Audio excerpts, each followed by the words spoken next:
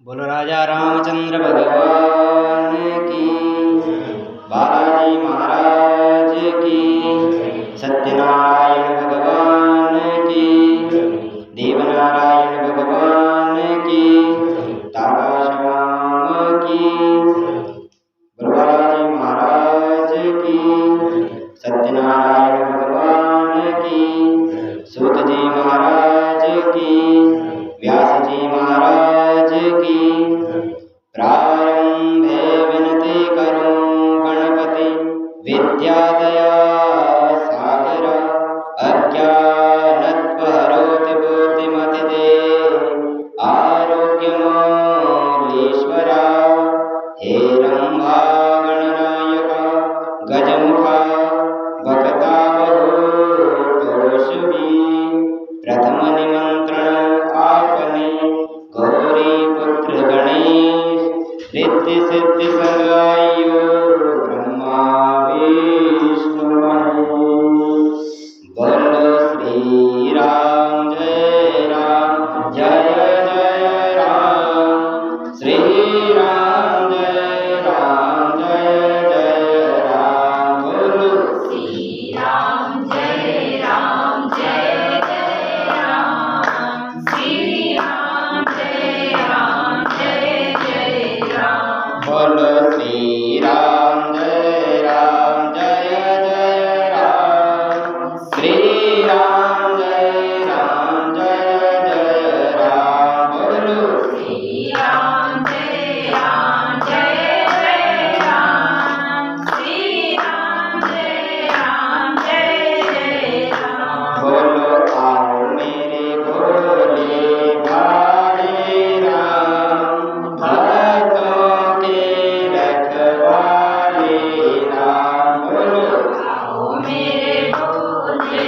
भाले राम, भक्तों के रखवाले राम। बोलो आओ मेरे भोले भाले राम, भक्तों के रखवाले राम। बोलो आओ मेरे भोले भाले राम, भक्तों के रखवाले राम। बोलो रात को निंद्रा दिन को काम, कब सुमिरोगे राम का नाम। बोलो रात को निंद्रा दिन को काम, कब स्मरोगी सारद राम। बोलो रात को निंद्रा दिन को काम, कब सुमिरोगे राम का नाम। बोलो रात को निंद्रा दिन को काम, कब स्मरोगी राम का नाम।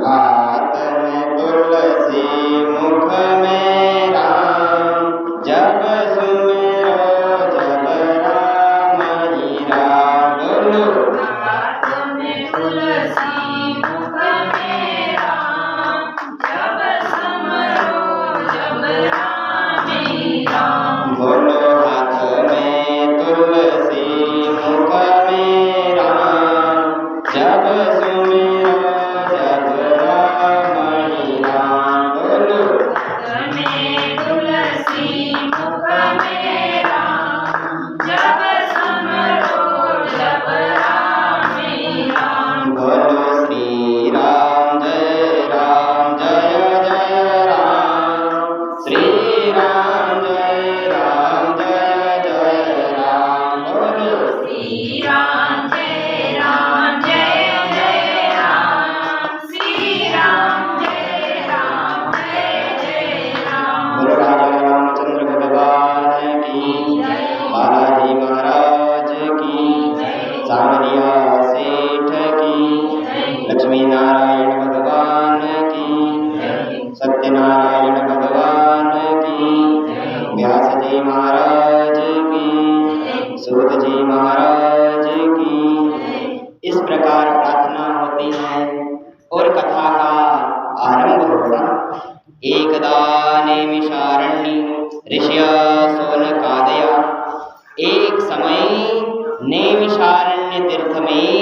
शौनकादिक 88,000 ऋषियों ने हाथ जोड़कर सूत जी महाराज से पूछा, हे प्रभु, इस कलयुग में वेद विद्या रहित मनुष्य को प्रभु भक्ति किस प्रकार मिली तथा उनका उद्धार कैसे हो?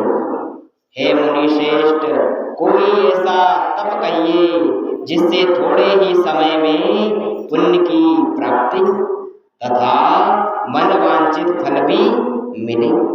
वह कथा हम सुनना चाहते, हमारी प्रबल इच्छा।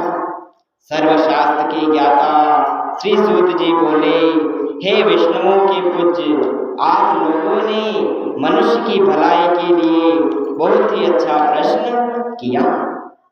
तो सुनिए, एक समय की बात है जब नारद मुनि भगवान विष्णु के लोक को यही प्रश्न लेकर गए। वह कथा मैं आप लोगों को सुनाता हूँ, आप सब लोग ध्यानपूर्वक सुनिए। एकदा नारदो योगी परा अनुग्रह कांक्षया कि एक समय योगीराज नारद दूसरों की हित की इच्छा से अनेक लोकों में घूमते हुए मृत्युलोक में आ पहुंचे। यहाँ अनेक योनियों में जन्मे हुए प्राय सभी मनुष्यों को अपने कर्मों के अनुसार दुखी देखा। कोई तन दुखी, कोई मन दुखी, कोई धन बिन रहत उदास, थोड़े थोड़े सब दुखी, सुखी राम का दास। सभी मनुष्य अपने कर्मों के कारण दुखी हैं। तब नारद मुनि ने अपने मन में विचार किया कि किस यत्न के करने से निश्चय ही इन मनुष्यों के दुख का नाश हो सकता। ऐसा विचार कर नारद मुनि वैकुंठ लोक को गए और वहां जाकर भगवान नारायण की स्तुति करने लगे। श्रीमन नारायण नारायण नारायण, श्रीमन नारायण नारायण नारायण, श्रीमन नारायण नारायण नारायण, श्रीमन नारायण नारायण नारायण। ब्रह्मा नारायण विष्णु नारायण, ब्रह्मा नारायण विष्णु नारायण, लक्ष्मी नारायण नारायण नारायण, लक्ष्मी नारायण नारायण नारायण, श्रीमन नारायण नारायण नारायण, श्रीमन नारायण नारायण नारायण। सूर्य नारायण चंद्र नारायण, सूर्य नारायण चंद्र नारायण, सूर्य नारायण चंद्र नारायण, सूर्य नारायण चंद्र नारायण। सत्य नारायण नारायण नारायण, सत्य नारायण नारायण नारायण, श्रीमन नारायण नारायण नारायण, श्रीमन नारायण नारायण नारायण। लक्ष्मी नारायण भगवान की जय, सत्यनारायण भगवान की जय। इस प्रकार नारद मुनि से भगवान की स्तुति की और भगवान को प्रणाम किया। नारद जी से इस प्रकार की स्तुति सुनकर विष्णु भगवान बोले, हे मुनि श्रेष्ठ, आपके मन में क्या है? आपका किस कारणवश यहाँ आगमन हुआ? निसंकोच कहो, मैं सुनना चाहता। तब नारद मुनि बोले, पृथ्वी लोक पर मनुष्य अपने कर्मों के अनुसार बहुत दुखी तथा मनुष्य प्रभु आपकी भक्ति को छोड़कर बहुत दुख पा रहा। हे नाथ, यदि आपकी मुझ पर दया है तो इन मनुष्यों के दुख को दूर करने का उपाय यदि आप जानते हो तो कृपा कर मुझसे कहिए। बोल सत्यनारायण भगवान की जय। तब श्री भगवान बोले, नारद, तुमने मनुष्य की भलाई की बात की तो सुनो, एक कथा मैं तुम्हें सुनाता हूं जो स्वर्गलोक तथा मृत्युलोक दोनों में दुर्लभ। जो कथा मैं तुम्हें सुनाता हूं यह श्री सत्यनारायण भगवान का व्रत कथा। इसे अच्छी तरह से विधि विधान से करने पर मनुष्य सब दुखों से मुक्त हो जाए, यह बिल्कुल सत्य है। इस प्रकार भगवान के वचनों को सुनकर नारद मुनि बोले, हे प्रभु, इस व्रत का क्या फल है, क्या विधान है तथा यह व्रत कब करना चाहिए। तब भगवान ने कहा, यह व्रत सब जगहों पर विजय दिलाने वाला, यश सौभाग्य को बढ़ाने वाला, दुख शोक को नष्ट करने वाला तथा सब जगह विजय दिलाने वाला है। इस व्रत को मनुष्य श्रद्धा के साथ किसी भी दिन कर सकता है।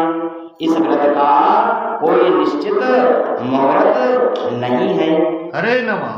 मनुष्य किसी भी दिन धर्म तत्पर होकर अपने बंधु बांधवों को बुलाकर भगवान सत्यनारायण का पूजन व्रत कर सकता।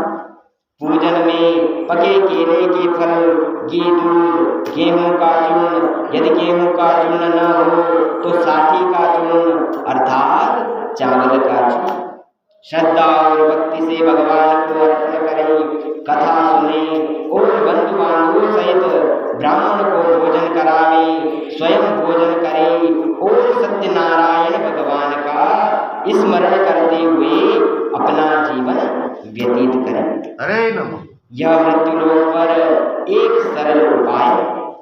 इति श्री स्कंद पुराणे रेवाखंडे श्री सत्यनारायण कथायां प्रथमोऽध्याय संपूर्ण। गुरु सत्यनारायण भगवान की, बोलो लक्ष्मी नारायण भगवान की, सावलिया सेठ की।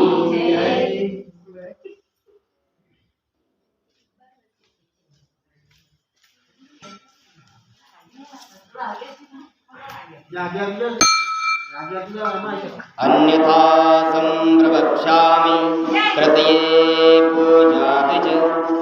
सूत जी कहते हैं, हे ऋषियों, जिन्होंने पहले समय में इस व्रत को किया उनका इतिहास कहता हूं, उसे ध्यान पूर्वक सुनो।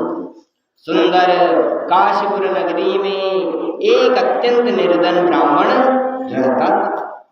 वह भूख प्यास से बेचैन होकर भिक्षा के लिए पृथ्वी पर घूमता फिरता था।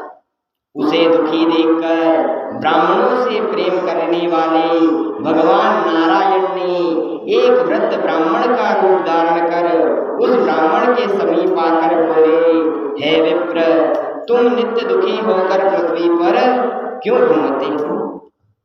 तो ब्राह्मण बोला, मैं अति निर्धन ब्राह्मण हूँ और भिक्षा के लिए पृथ्वी पर घूमता तथा मेरे परिवार का भरण पोषण करने में असमर्थ हूँ। बोलो सत्यनारायण भगवान की जय। हे प्रभु, मेरे इस दुख को दूर करने का यदि आप कोई उपाय जानते हो तो कृपा कर मुझसे कहिए।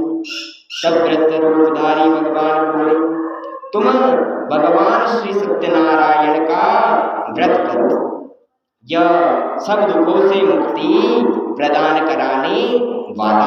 हरे नमः। अर्थात सत्यनारायण भगवान का पूजन करो। ब्राह्मण कहता है कि निर्धनता के कारण मैं शिक्षा तो ग्रहण कर न सका, परंतु भगवान का पूजन की विधि जो आप मुझसे कहोगे उस प्रकार मैं भगवान का पूजन करूंगा। तब वृद्ध ब्राह्मण रूपधारी भगवान ने सत्यनारायण व्रत कथा का विधि विधान ब्राह्मण को बताकर वहां से अंतर ध्यान हो गए।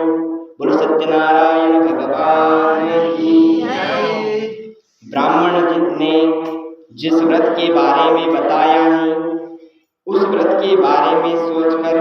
उस ब्राह्मण को रात्रि में निद्रा नहीं आती। वह सवेरे उठकर मैं भी भगवान श्री सत्यनारायण का उत्तम व्रत करूंगा, ऐसा मन में निश्चय कर भिक्षा मांगने चल दिया। उस दिन भगवान सत्यनारायण की कृपा से उसे भिक्षा में बहुत सा धन मिला, जिससे उसने भगवान सत्यनारायण की पूजन की सामग्री इकट्ठा की और अपने बंधु बांधवों के साथ प्रसन्नचित होकर भगवान सत्यनारायण का पूजन किया। और उसने उस समय से हर मास व्रत करने लगा। इस तरह भगवान सत्यनारायण का व्रत जो भी करेगा उसके सभी दुख अवश्य दूर होंगे। हरे नमः। इस तरह नारद मुनि ने भगवान लक्ष्मी नारायण से जो कथा सुनी वो मैंने आप लोगों से कही। मैं और क्या कहूँ।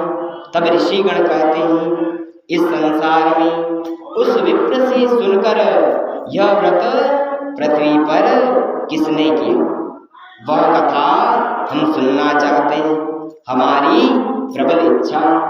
तो सूत जी बोले, हे मुनियों, जिसने इस व्रत को किया वह कथा मैं आप लोगों को सुनाता हूँ, उसे ध्यान पूर्वक सुनो।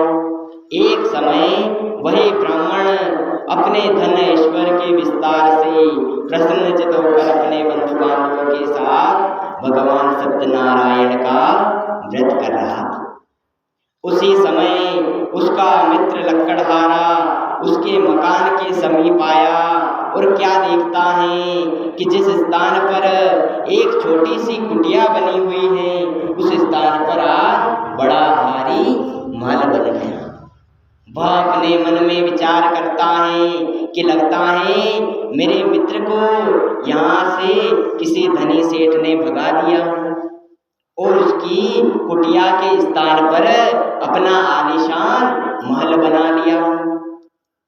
वह अपने मन में ऐसा विचार ही कर रहा था कि महल के अंदर से भगवान के कीर्तन की आवाज आई कि मेरी प्रीत न छूटेगी नंद लाला से, कि मेरी प्रीत न छूटेगी नंद लाला से, कि मेरी प्रीत न छूटेगी नंद लाला से, कि मेरी प्रीत न छूटेगी नंद लाला से, नंद लाला से रे गोपाला से, नंद लाला से गोपाला से, कि मेरी प्रीत न छूटेगी नंद लाला से, कि मेरी प्रीत न छूटेगी नंद लाला से, चाहे हाथी से कुटवाओ, चाहे जाति से भगवाओ, चाहे हाथी से उठवाओ, चाहे हाथी से भगवाओ, चाहे बंद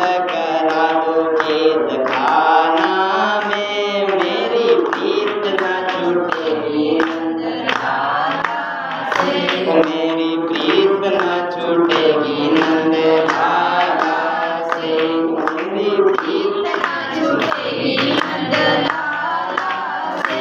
कृष्ण कन्हैया लाल की, सत्यनारायण भगवान की, रामचंद्र भगवान की, बालाजी महाराज की। महल के अंदर से इस प्रकार के भजनों की आवाज सुनकर लक्कड़हारा महल के अंदर गया तो अंदर जाकर क्या देखता है कि उसका मित्र भगवान सत्यनारायण का पूजन कर रहा।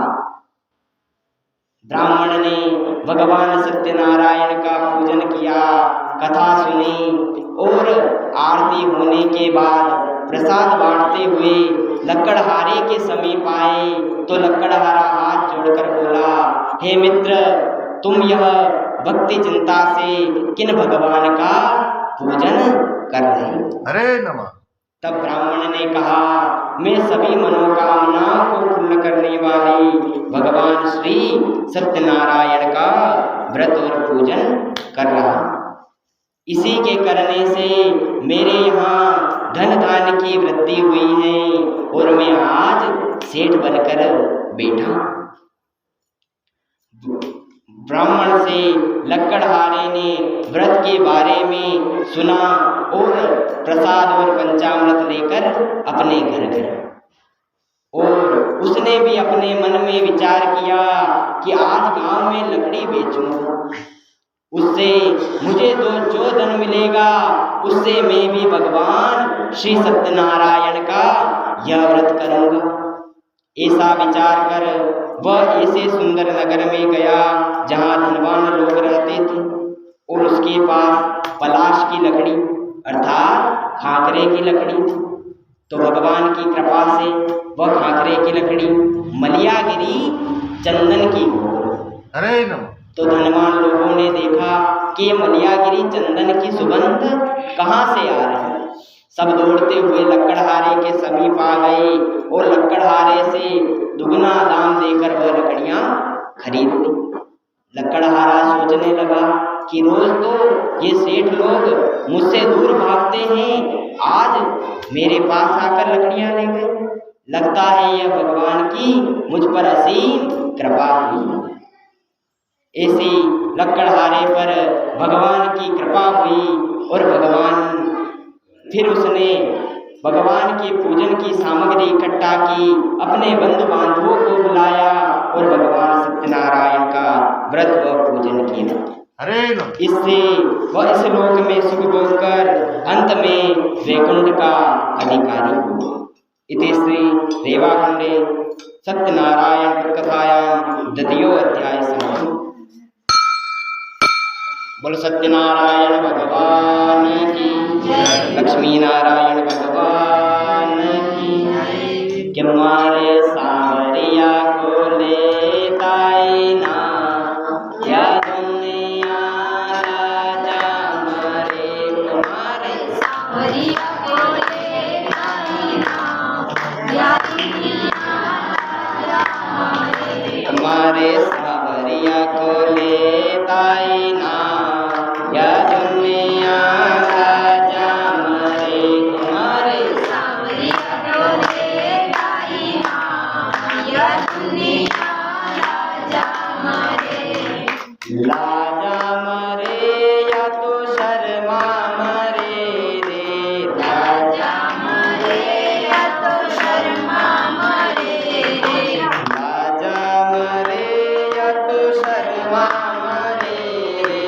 राजा मरे या तो शर्मा मरे हमारे सांवरिया को लेताई ना, या दुनिया लाजा मरे हमारे सांवरिया को लेताई ना, या दुनिया राजा मरे मंदिर जावा में या का पगलिया दूधे, तेरा मेरा पगलिया धूपे, मंदिर जावा में या का पगलिया दूधे, तेरा मेरा पगलिया धूपे इसको करवा में होशियार, या दुनिया लाजा मरे, और इसको करवा में या दुनिया राजा मरे हमारे सांवरिया को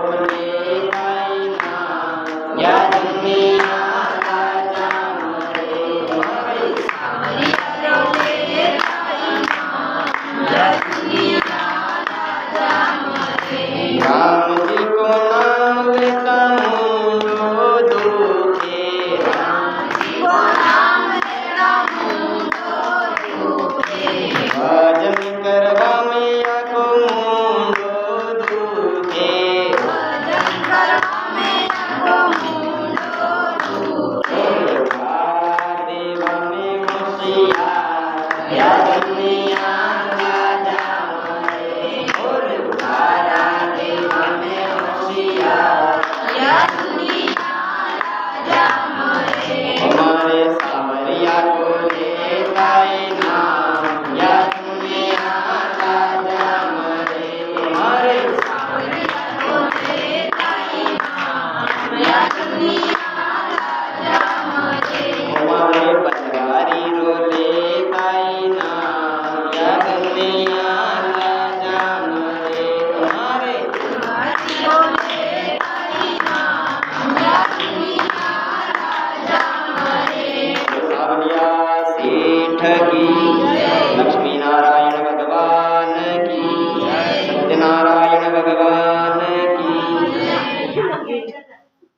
सूत जी आगे कहते हैं, हे श्रेष्ठ मुनियों, अब आगे की कथा सुनाता हूँ, उसे आप सब लोग ध्यान पूर्वक सुने।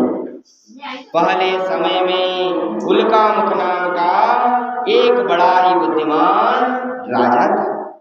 वह सत्यवक्ता और जितेंद्रिय था। प्रतिदिन मंदिर में जाता और गरीबों को धन देकर उनका दुख दूर किया करता। उसकी पत्नी कमल के समान मुख वाली सती सांडवी थी।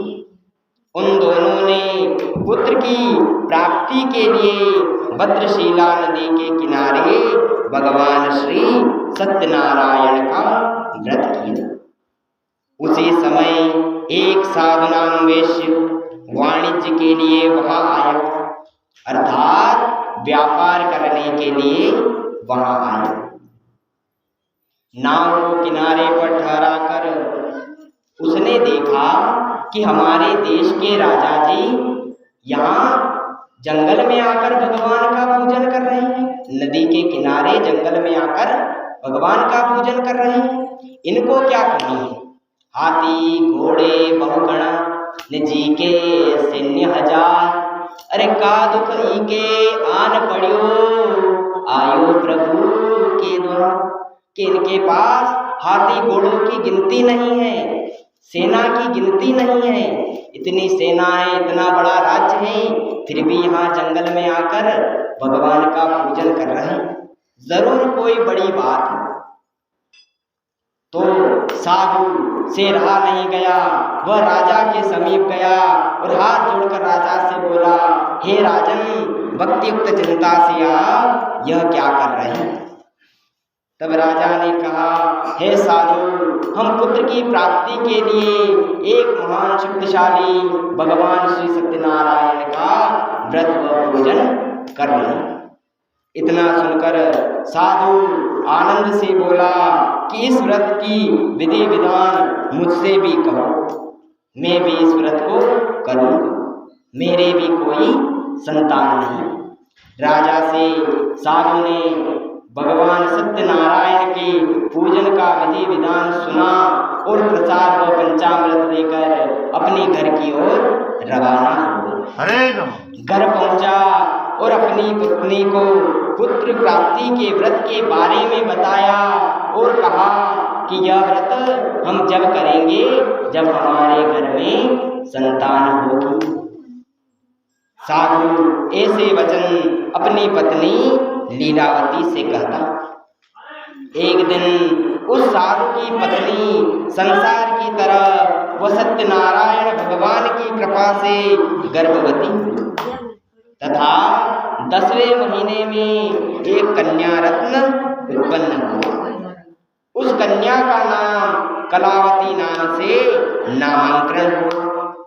एक दिन साधु की पत्नी साधु से मधुर वचन में क्या कहती कि आपने जो पूर्व में सत्यनारायण व्रत कथा का संकल्प लिया था, अब उसे आप पूरा कीजिए। तो साधु अपनी पत्नी को आश्वासन देते हुए कहता कि इस संसार में बहुत सारी बीमारियां चल रही, अभी तो पुत्री का जन्म हुआ, क्या पता कौन सी बीमारी लग जाए पुत्री, क्या पता, समय का कोई भरोसा नहीं। तो इसलिए पुत्री के विवाह के समय व्रत करेंगी। ऐसे वचन अपनी पत्नी लीलावती से कहे और साधु अपने व्यापार में व्यस्त हो गए। एक दिन साधु ने अपनी पुत्री को सखियों के साथ खेलती हुई देखा तो धर्म को जानने वाला उसने तुरंत विचार किया कि पुत्री अब सयानी हो गई, इसका विवाह कर देना चाहिए। उसने अपनी पत्नी से विचार विमर्श कर एक दूत को बुलाया और दूत से कहा कि तुम कंचनपुर नगर को जाओ और वहां से एक सुयोग्य बड़े पुत्र ढूंढ कर लाओ। दूत ने वैसा ही किया, कंचनपुर नगर गया और वहां से देखभाल कर एक सुयोग्य बड़े पुत्र ढूंढ कर ले आया।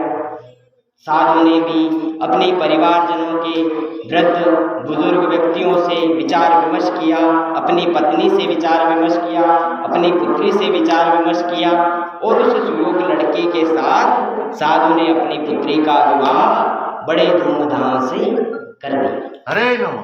किंतु दुर्भाग्यवश विवाह के समय भगवान सत्यनारायण का व्रत करना भूल जाता।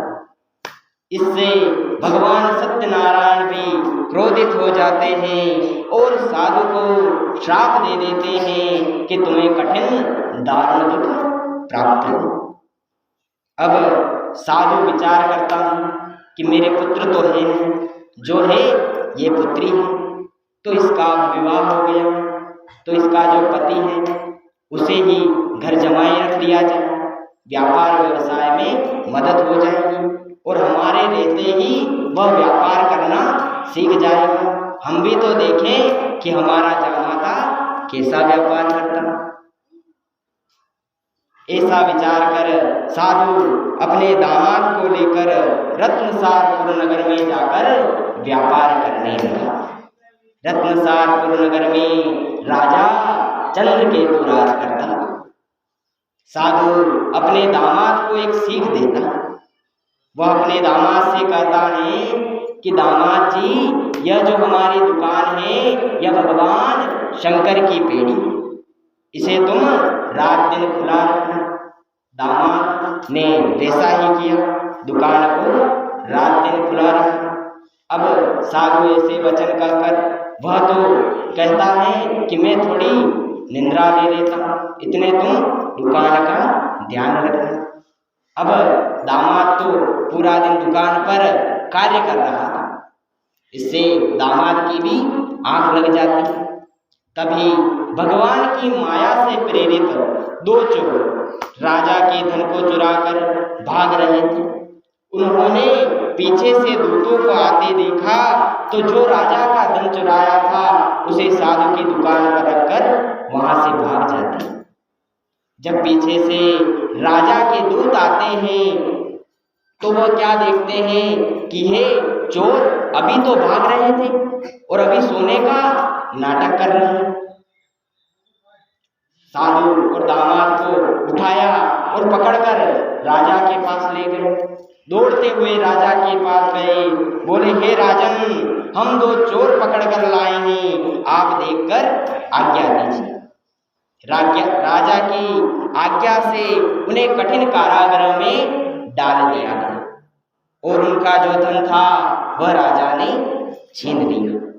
भगवान सत्यनारायण के श्राप के कारण घर में उसकी पत्नी व पुत्री भी बहुत दुखी हो जाती।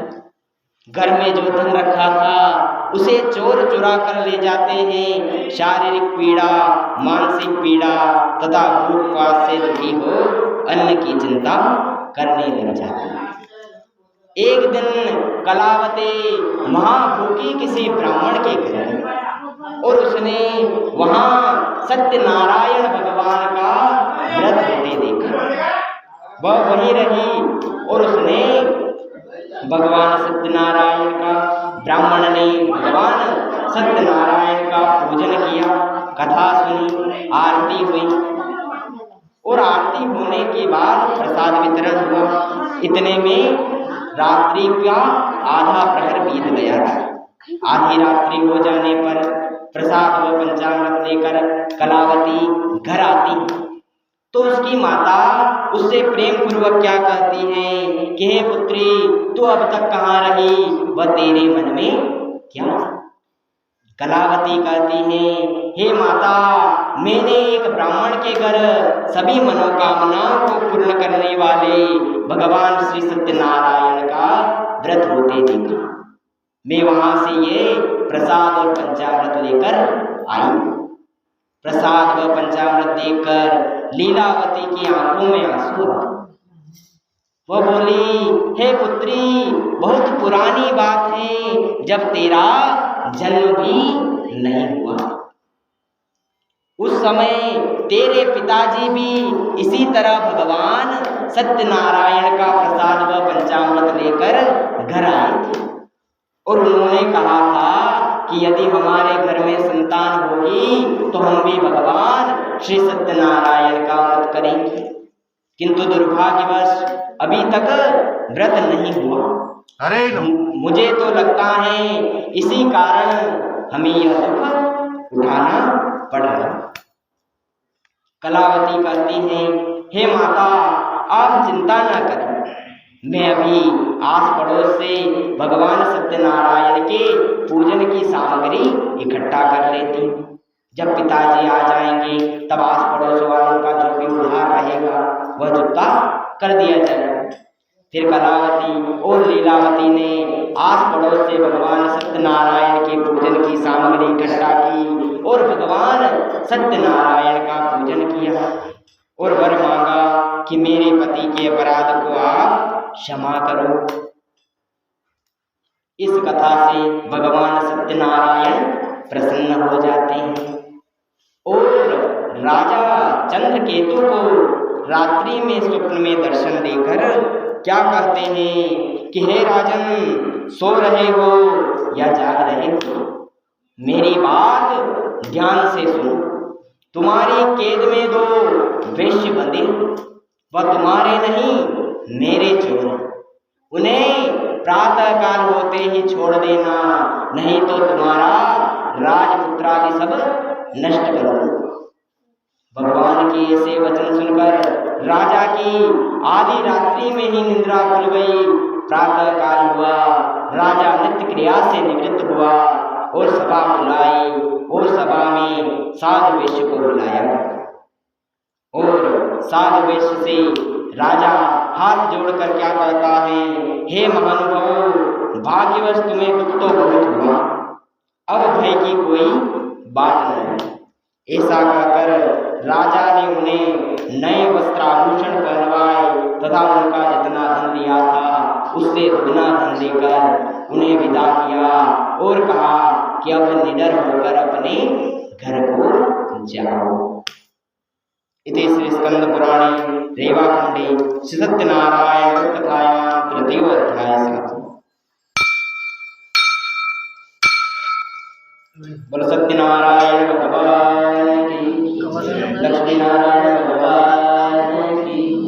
कमललाल नाम की बोलते एकत्र पैसे अभी जी पे कमललाल जी, कमललाल जी की तरफ से 20 रुपए सत्यनारायण कथा में भेंट होते हैं, भगवान उनकी मनोकामना पूर्ण करें। बोलो सत्यनारायण भगवान की। यात्रा दुर्लभान साधु मंगलायन पूर्विका।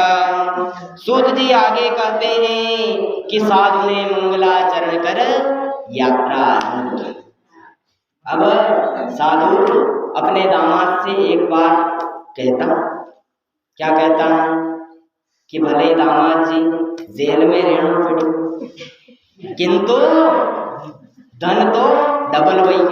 अब राजा है कि दो जत्रो धन ली दो तो उनको दुगुना, 1 बोरी सोना की मुद्रा ली थी, 2 बोरी स्वर्ण मुद्रा दे दी।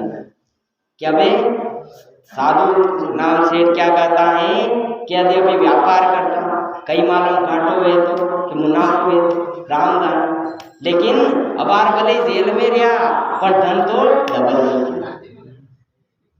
साधु ऐसे विचार कर लो अपने दामाद थी ऊपर वैकुंठ में भगवान लक्ष्मी नारायण, उन्होंने भी सोचा कि इसको तो इतना धन दे दिया है, इसकी परीक्षा लेनी चाहिए।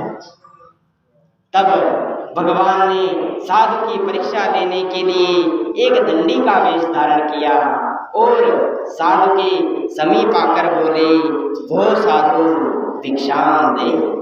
है साधु तुम्हारे पास कुछ द्रव्य हो तो दो। अभिमानी मणिपुत्र हंसता हुआ बोला, हे दंडी का क्या कुछ धन लेने की इच्छा है, पर मेरी नाम में तो लता पत्रादि भरे हुए। दंडी महाराज ने कहा, तुम्हारा वचन सत्य हो। बोलो सत्यनारायण भगवान की जय। इतना कहकर दंडी महाराज थोड़े ही दूर जाकर वृक्ष के नीचे बैठ जाते हैं और ध्यान में मग्न हो जाते हैं। फिर साधुनाम सेठ अपनी नित्य क्रिया से निवृत्त होकर नाव को हल्की उठी देखता है तो आश्चर्य करने लगता है।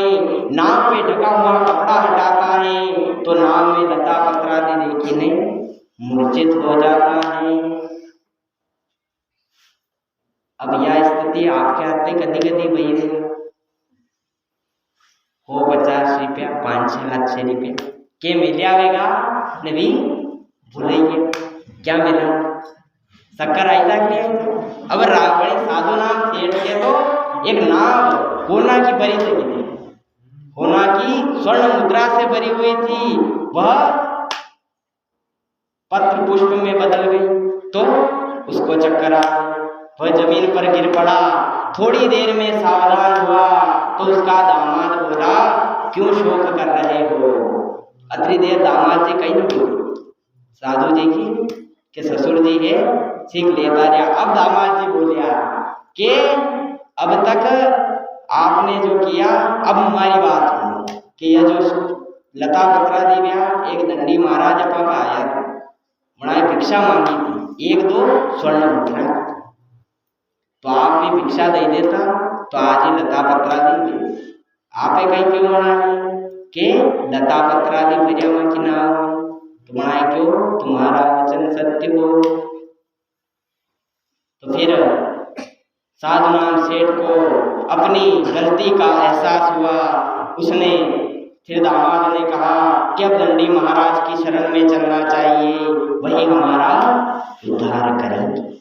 फिर साधु दामाद दोनों ने भगवान दंडी महाराज को ढूंढा और साधु दंडी महाराज के चरणों में जाकर गिर गया हरे नमः और जाकर विनती करने लगा कि मेरी नैया पड़ी मझधार प्रभु इसे पार लगा देना। मेरी नैया पड़ी मझधार प्रभु इसे पार लगा देना। मेरी नैया पड़ी मझधार प्रभु इसे पार लगा देना। मेरी नैया पड़ी मझधार प्रभु इसे पार लगा देना। तेरी माला जपूंगा दिन रात प्रभु इसे पार लगा देना। तेरी माला जपूंगा दिन रात प्रभु इसे पार लगा देना। तेरा पूजन करूंगा हर मास प्रभु इसे पार लगा देना। तेरा पूजन करूंगा हर मास प्रभु इसे पार लगा देना। मेरी नैया पड़ी मझधार प्रभु इसे पार लगा देना। मेरी नैया पड़ी मझधार प्रभु इसे पार लगा देना। सत्यनारायण भगवान की जय। विनती सुनकर दंडी वेशधारी भगवान बोले हे मूर्ख तू बार बार मेरी पूजा से विमुख हो रहा। हे दुष्ट बुद्धि वाले तुझे बार बार मेरी आज्ञा से दुख प्राप्त हो रहा।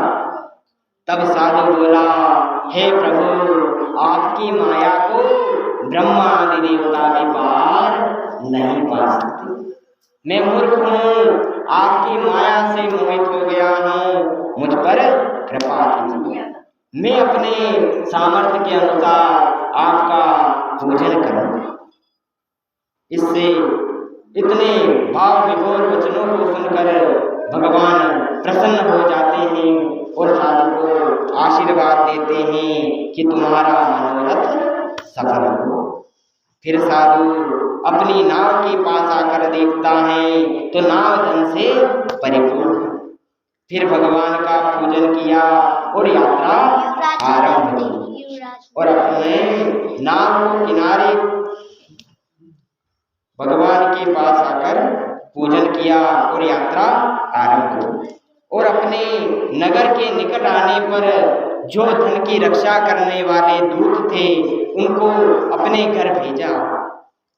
और दूत ने साधु के घर जाकर लीलावती और कलावती को समाचार सुनाया कि साधु और दामाद नगर के समीप आ गए। हरे नमः। उनके स्वागत के लिए चली। उस समय लीलावती व कलावती भगवान सत्यनारायण का पूजन कर रही थी। लीलावती ने पूजन पूर्ण किया और अपनी पुत्री से बोली, मैं तेरे पिता व मेरे पति के दर्शन को जाती हूँ, तू भी पूजन पूर्ण करा। लेकिन कलावती पूजन को अधूरा छोड़कर अपने पति के दर्शन को चली। इससे सत्यनारायण भगवान रुष्ट हो जाते हैं और कलावती के पति को नाव सहित पानी में डुबो देते। कलावती अपने पति के दर्शन न पाकर रोने लग गई और अपने पति की खड़ाऊ लेकर मरने को तैयार हुई। पुत्री को रोता हुआ देखकर साधुनाम से भाव विभोर हो गया और दोनों हाथ आकाश की तरफ फैलाए और बोला, हे प्रभु, मुझसे या मेरे परिवार से कोई गलती हो गई हो तो उसे आप क्षमा करो। सेवा पूजा बंदगी सभी आपके हाथ, मैं तो कुछ जानू नहीं, आप जानो दीनानाथ। साधु के ऐसे दीन वचनों को सुनकर भगवान सत्यनारायण ने आकाशवाणी की, हे साधु, तेरी पुत्री मेरा पूजन व प्रसाद त्याग कर आई है। यदि यह घर जाकर पूजन व प्रसाद पूर्ण करे तो इसके पति के दर्शन अवश्य हो। कलावती ने ऐसी आकाशवाणी सुनी, दौड़ती हुई घर गई, भगवान सत्यनारायण का पूजन किया, प्रसाद ग्रहण किया और फिर आकर अपने पति के दर्शन। गुरु सत्यनारायण भगवान की जय। फिर साधुनाम सेठ ने अपने पूरे परिवार के साथ, अपने बंधुजनों के साथ भगवान सत्यनारायण का पूजन किया और इस लोक में सुख भोग कर अंत में वैकुंठ का अधिकारी। इति श्री स्कंद पुराणे रेवाखंडे श्री सत्यनारायण कथायां चतुर्थो अध्याय संपूर्ण। गुरु सत्यनारायण भगवान की जय। बोलो लक्ष्मी नारायण भगवान की जय। सूत जी महाराज की जय। व्यास जी महाराज की जय। सूत जी आगे कहते हैं, हे ऋषियों, मैं और कथा सुनाता हूँ, उसे आप सब लोग ध्यान पूर्वक सुनो। प्रजा के पालन में एक तुंगध्वज नाम का राजा था। उसने भी भगवान का प्रसाद त्याग कर बहुत दुख पाया। एक समय वह वन में जाकर बहुत सारे पशु पक्षियों को मारता। हरे नमः। फिर थक जाने पर वट वृक्ष की छाया में आकर बैठता। उसी वट वृक्ष के नीचे ग्वाल भगवान सत्यनारायण का व्रत व पूजन कर रहे थे। ग्वाल ने देखा कि हमारे देश के राजा जी यहाँ पधारे हुए हैं, तो उन्होंने भगवान का पूजन किया, कथा सुनी, आरती की और भगवान को प्रसाद का भोग लगाया और फिर राजा के पास प्रसाद लेकर गए और फिर आकर सबने अभिष्ट प्रसाद पावन किया। राजा प्रसाद को वहीं छोड़कर अपनी नगर की ओर रवाना हुआ। तो नगर की ओर से एक दूत दौड़ता हुआ आया, बोला, राजा जी दुहाई, आपके 100 पुत्र मारे गए और आपके राज्य पर किसी दूसरे राजा ने चढ़ाई कर दी। राजा को स्मरण हुआ कि अब भगवान की प्रसाद की अवज्ञा का फल है, मुझे उनकी शरण में चलना चाहिए, वही मेरा उद्धार कर सकते। हरे नमः। फिर राजा वहीं वटवृक्ष के नीचे गया जहाँ ग्वाल भगवान का पूजन कर रहे थे। जब राजा वहां पहुंचा तब ग्वाल अपने घर को चले गए। राजा ने दूत को भिजवाया, ग्वाल वालों को बुलाया और राजा ने ग्वाल वालों के साथ भगवान सत्यनारायण का पूजन किया और क्षमा प्रार्थना की कि हे प्रभु क्षमा करो, मैं आपकी शरण में आया हूँ और शरणागत की रक्षा करना आपका परम धर्म है। ऐसे भगवान से क्षमा याचना की और भगवान का प्रसाद ग्रहण किया और फिर अपने नगर की ओर रवाना। और क्या देखता है कि जैसे उसके 100 पुत्र रात्रि में सोते हैं और भोर होने पर उठ जाते हैं, इस प्रकार राजा को दिखाई दिए और राजा का मनोरथ सफल हुआ। फिर राजा 100 वर्ष तक राज करने के बाद मरने पर मोक्ष का अधिकारी होता। अब इनके पूर्व जन्म की कथा सुनाता हूँ, सो आप सब लोग ध्यानपूर्वक सुनो। शतानन ब्राह्मण सुदामा नामक ब्राह्मण हुआ तथा भगवान कृष्ण की सेवा कर मोक्ष पद को पाया। उल्कामुख नाम के राजा जी दशरथ हुए, जिन्होंने रंगनाथ जी महाराज का पूजन कर मोक्ष पद को पाया। साध नाम से मोरध्वज नाम का राजा हुआ, अपने पुत्र को आरे से चीर कर दान देकर मोक्ष पद को प्राप्त हुआ। तुंगध्वज नाम के राजा जी स्वयं मनु हुए तथा लोगों को श्रीमद् भागवत का पाठ कराकर मोक्ष पद को पाया। इति श्री स्कंद पुराणे रेवाखंडे सत्यनारायण कथायां पंचमो अध्याय समाप्त।